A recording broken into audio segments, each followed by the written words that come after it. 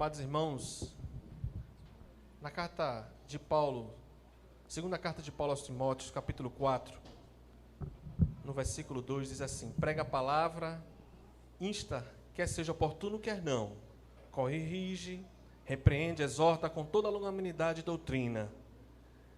E é com essa leitura que nós precisamos observar, ler, ser exortado, através do pastor Gilberto, que nós viemos estar com os ouvidos, clamando ao Senhor para nos dar o entendimento e o discernimento da palavra de Deus, para que venhamos sair daqui alimentado, e que Deus possa assim abençoá-lo e usá-lo como boca de Deus nesta noite.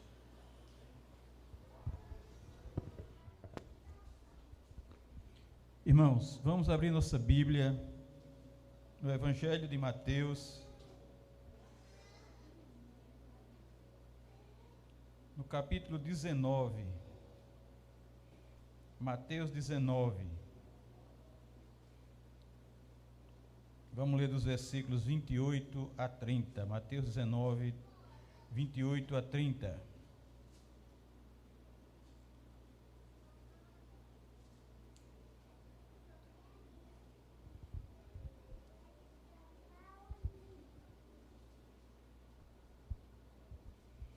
Mateus 19, 28 a 30.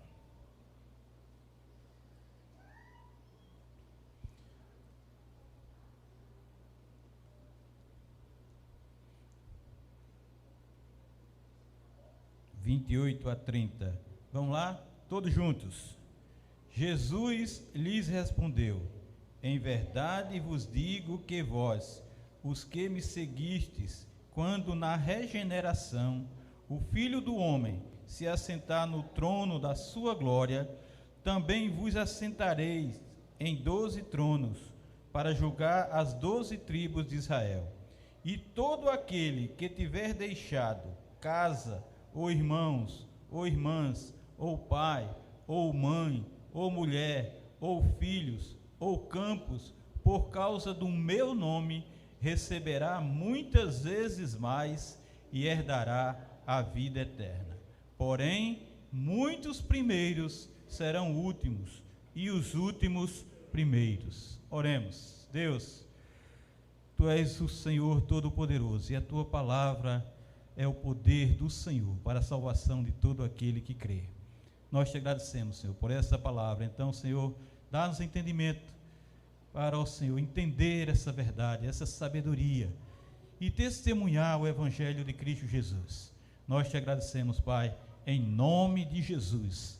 Amém e amém. Irmãos, preste atenção nessa mensagem, preste atenção nessa história, preste atenção nisso que vai ser passado aqui sobre os moravianos. Preste atenção.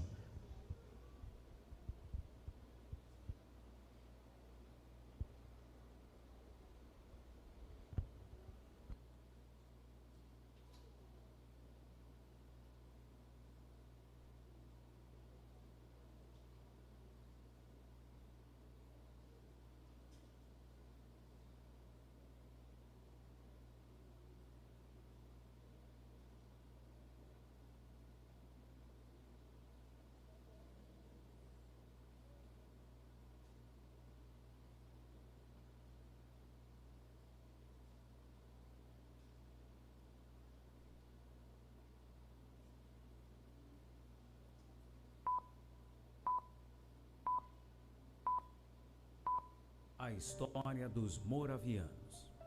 A história dos moravianos antecede a reforma de 1500 de Martinho Lutero. Os moravianos foram os primeiros protestantes a colocar em prática a ideia de que a evangelização dos perdidos é dever de toda a igreja, e não somente de uma sociedade ou de alguns indivíduos. No levante das guerras dos anos 1600, a Boêmia e Morávia, antiga República Tcheca, foram dominadas por um rei católico romano, o qual desencadeou uma terrível perseguição contra os moravianos. 15 de seus líderes foram decapitados, os membros da igreja foram mandados para os calabouços e para as minas para trabalhos forçados. As escolas deles foram fechadas bíblias, inários, catecismos e escritos históricos foram totalmente queimados. Foram todos espalhados. De fato, 16 mil famílias repentinamente se tornaram refugiadas. Por quase 100 anos, procuravam fugir da perseguição. Por causa disso, formaram uma poderosa rede de cristãos clandestinos através de pequenas células. Anos mais tarde, em 1722, um pequeno grupo desses refugiados estava à procura de algum lugar onde pudesse se sentir seguro.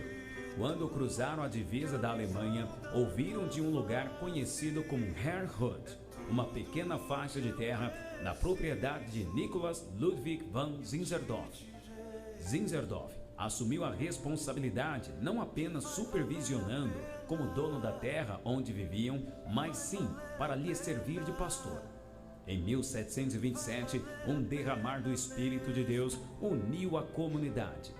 Quando o avivamento espiritual ocorreu em 1727, começaram uma vigília de virada de relógio, 24 horas por dia, 7 dias por semana, 365 dias por ano.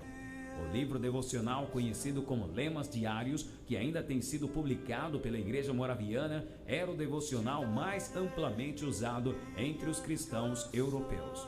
O ministério moraviano era fortemente regado por oração. Tiveram uma vigília de oração que durou um tempo de 100 anos, literalmente.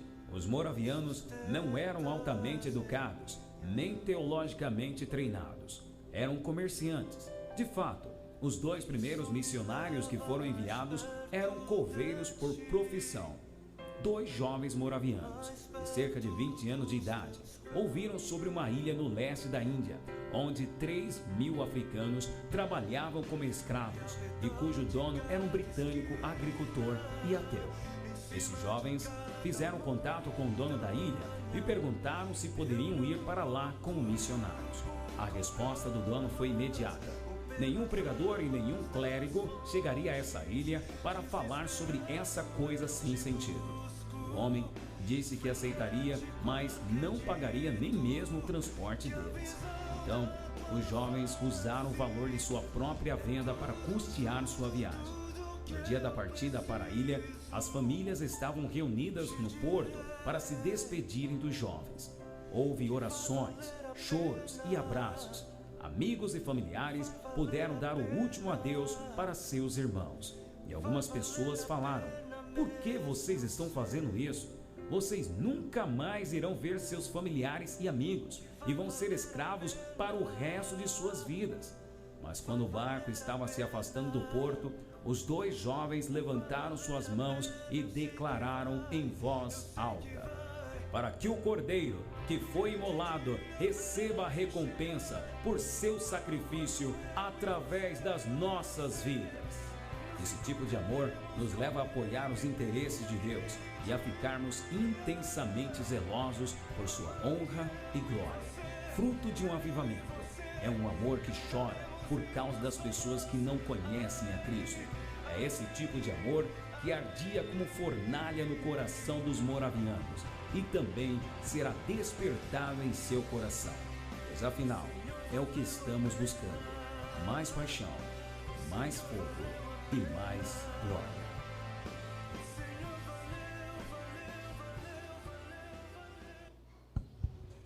Nós cantamos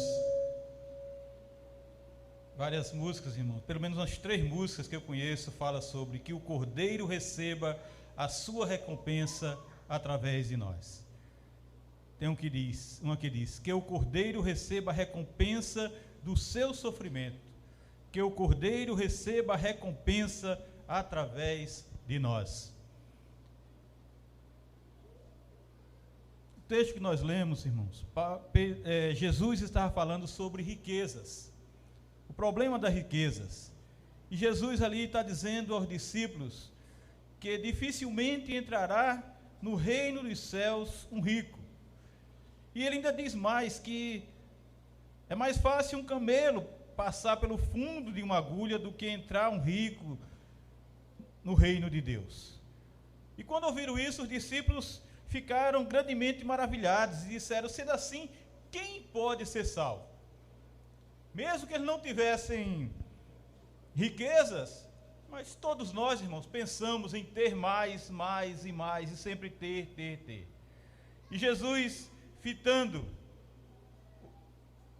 neles o olhar, disse isso: isto é impossível aos homens, mas para Deus tudo é possível. Então, naquele momento, Pedro se expressou ali e disse: eis que nós tudo deixamos, assim como aqueles moravianos, assim como aqueles dois jovens de praticamente 20 anos, tudo deixamos e te seguimos. Que será, pois, de nós?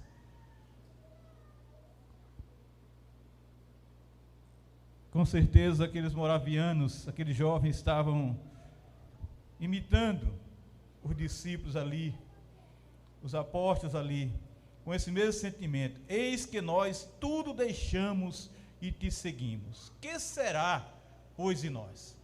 Irmãos, isso é uma pergunta que nós devemos dizer muitas vezes de maneira diferente. Senhor, se eu deixar tudo, que será de mim? Senhor, se eu deixar tudo, que será de mim? William Hendricks, nesse versículo 28, que diz assim: Jesus lhe respondeu: em verdade vos digo que vós, os que me seguistes, quando na regeneração, o Filho do Homem se assentar no trono de sua glória, também vós vos assentareis em 12 tronos para julgar as 12 tribos de Israel. E William Hendricks diz: quão maravilhosa é esta promessa, especialmente quando consideramos quão longe da perfeição estavam esses homens a quem ela foi dada. Eram homens simples, mas homens imperfeitos, sim, como nós. Irmão, Jesus assegura a esses 12 discípulos que ainda quando Deus é o único autor da salvação deles, eles mesmos serão ricamente recompensados pelo sacrifício que fizeram e estão fazendo, e estavam fazendo ali naquele momento. O fato de que Deus se deleita em conceder a seus filhos o prêmio da graça está claramente estabelecido na Sagrada Escritura. E tudo isso porque, como em muitas e muitas outras passagens do Antigo Testamento e do Novo Testamento, poderiam facilmente ser acrescentadas, porque o porquê disso é tão somente porque Deus é amor. Deus é amor. O galardão a que Jesus se refere na presente passagem foi definitivamente prometido aos 12. Uma promessa mais ampla feita a todos os crentes vem exatamente e imediatamente no versículo 29. Mas, na primeira dessas promessas, é preciso notar que ela pertence à posição dos 12 em a regeneração. Isso é, no que poderíamos chamar o universo restaurado ou renovado, o novo céu e a nova terra.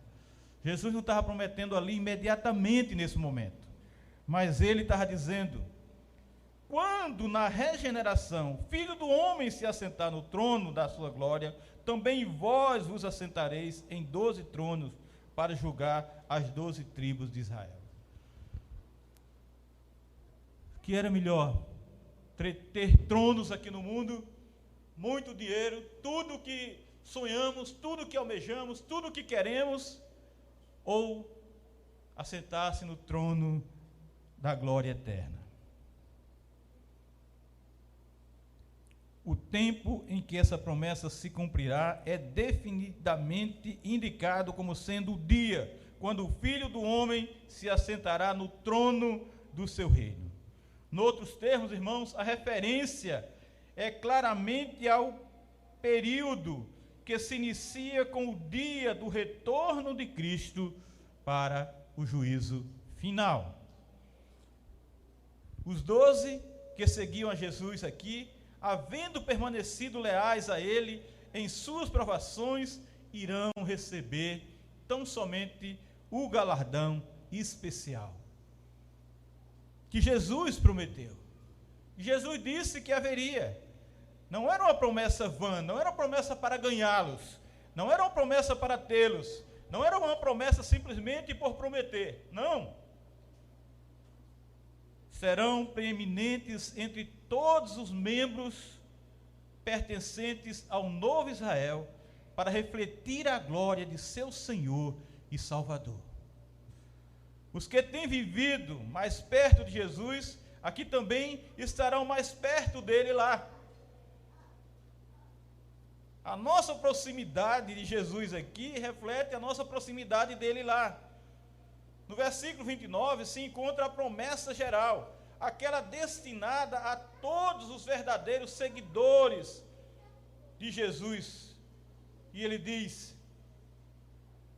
e todo aquele que tiver deixado casas, não só os discípulos ali, não só os apóstolos, mas todo aquele que tiver deixado casas, ou irmãos, ou irmãs, ou pai, ou mãe, ou mulher, ou filhos, ou campos, por causa do meu nome, receberá muitas vezes mais e herdará a vida eterna.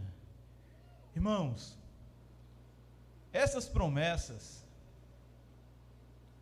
é para todos os que nesta vida escolhem a Cristo acima de todos e de tudo, mas mesmo acima dos seus mais íntimos parentes e mais preciosas possessões.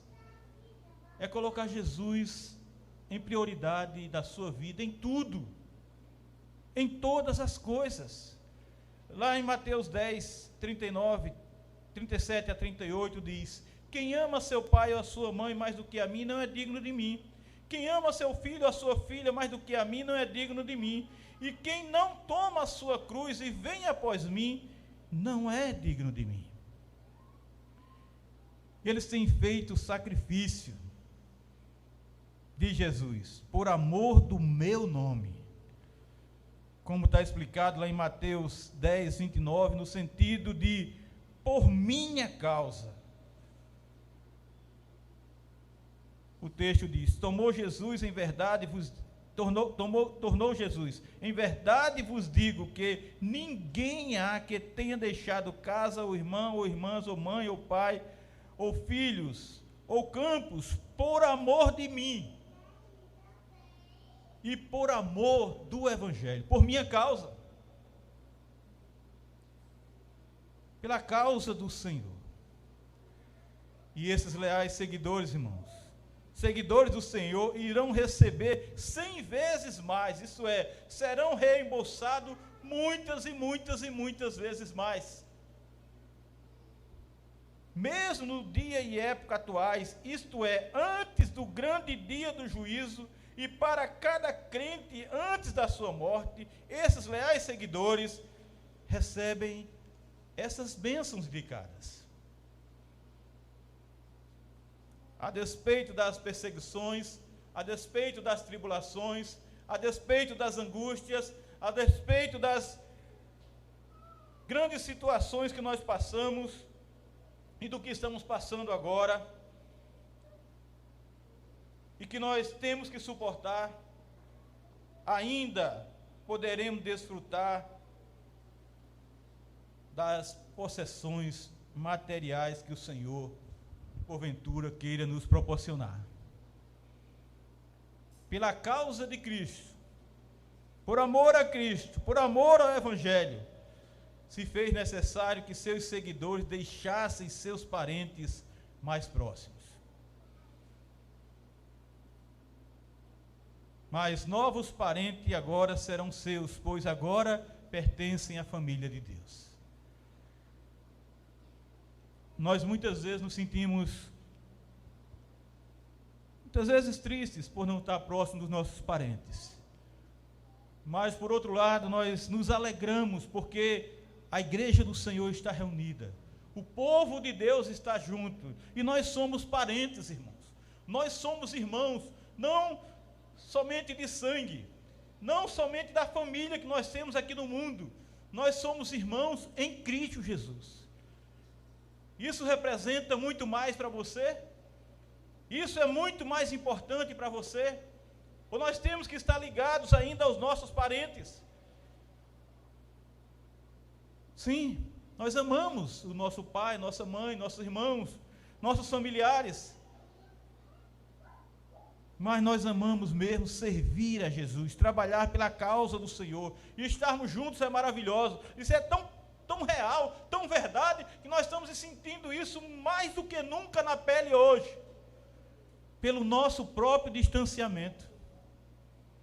Pelo nosso não poder estar junto, almoçando, jantando, confraternizando. Participando dos momentos que a gente participava antes. E nós sentimos isso por quê? Porque somos irmãos, somos famílias de Deus. Jesus acrescenta: e herdará a vida eterna. Essa bênção pertence à era por vir. E herdará a vida eterna. Isso é que é o mais importante. É por isso que nós temos que seguir a Jesus, é por isso que nós temos que adorar a Jesus, é por isso que nós temos que glorificar o nome de Jesus.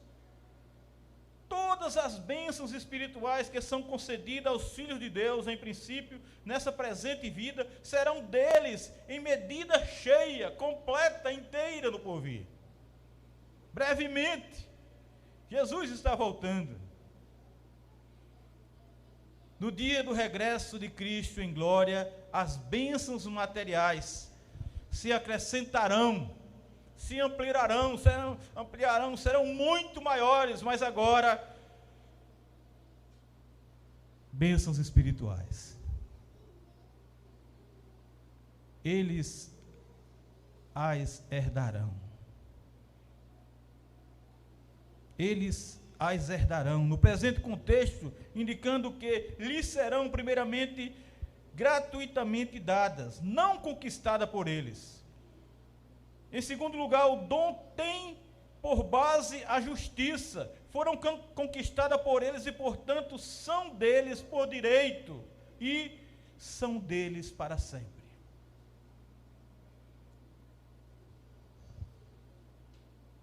Porém, preste atenção. Jesus diz, depois de explicar tudo isso, Jesus diz: porém, muitos primeiros serão últimos, e os últimos primeiros. O que é que Jesus está dizendo aqui? Irmãos, os primeiros são aqueles que, em decorrência da sua riqueza, educação, posição, prestígio, talentos, etc., etc., são altamente considerados pelos homens em geral, às vezes até mesmo pelos filhos de Deus, são respeitados, são colocados muitas vezes com tanta honra, com tanta glória. Deus vê e conhece o coração. Muitas dessas mesmas pessoas são por Ele destinadas a uma posição de retaguarda em relação aos demais. Não só acontecerá que muitos dos que agora são considerados colunas da igreja serão últimos, mas também muitos que granjeiam a fama, muitos que querem, que correm atrás, que buscam a fama. Mas, meu irmão, minha irmã, pense agora, pense naquela pobre viúva, como foi lido aqui, né? Que contribuiu com 2 míseras moedas. Pense também em Maria Betânia, cujo ato de amorosa prodigalidade foi criticado pelos discípulos. Essas sim, essas serão primeiro no dia do juízo. Essas serão primeiro no dia do juízo. E o que dizer daqueles 2 jovens moravianos, por volta de 20 anos de idade, que decidiram ir para uma ilha no leste da Índia, onde 3.000 africanos trabalhavam como escravos? O que dizer desses homens, que sabia que iam para um lugar que ia viver como escravos? E ali, sem nenhum recurso, sem nenhum investimento, inclusive o dono lá disse que não pagaria um centavo pelo transporte dele, mas com recursos próprios e sem o apoio de ninguém, resolveram seguir o propósito, seguir o objetivo, seguir aquilo que Deus tinha falado ao coração deles. E eu fico imaginando no dia daquela despedida, todos ali, orando, chorando, abraçando, talvez até muitos desesperados com aquela situação, ali os amigos, familiares, dando o último adeus, sabendo que nunca mais viriam aqueles jovens, porque eles iriam sem esperança de volta.